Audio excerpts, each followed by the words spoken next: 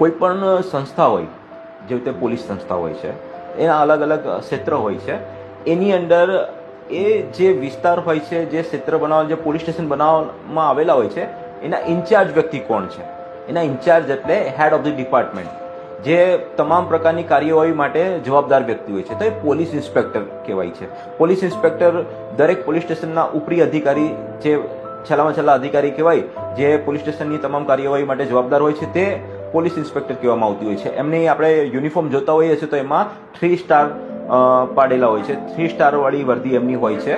તેમને જનરલી આપણે police inspector કહીએ છીએ, અને પોલીસ ઇન્સ્પેક્ટર ત્યાંના વડા કહેવાય છે પોલીસ સ્ટેશનના, અને તમામ કાર્યવાહી માટે એમને પોતે જવાબદાર હોતા હોય છે. એટલે રેન્ક પણ જાણવી બહુ જરૂરી હોય છે. તમે 2 સ્ટાર વાળા ઓફિસરને જોશો ને તો એને PSI કહેવાય.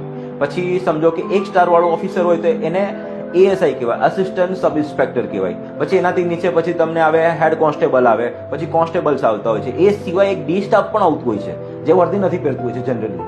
ડી સ્ટાફ એટલે ડિટેક્શન ઓફ ક્રાઇમ માટેની અલગથી બ્રાન્ચ બનાવવામાં આવેલી છે, અલગથી ડિપાર્ટમેન્ટ બનાવવામાં આવેલું હોય છે, જે ઇન્વેસ્ટિગેશનમાં મદદ કરતું હોય છે. એટલે પોલીસ સ્ટેશને જઈએ ત્યાં આ બધી વસ્તુ જાણવી બહુ જરૂરી હોય છે. કોને મળવાનું છે, કોણ ઓફિસર છે, કેવી રીતે થાય છે, તો આ વસ્તુ ધ્યાનમાં રાખવી બહુ જરૂરી છે.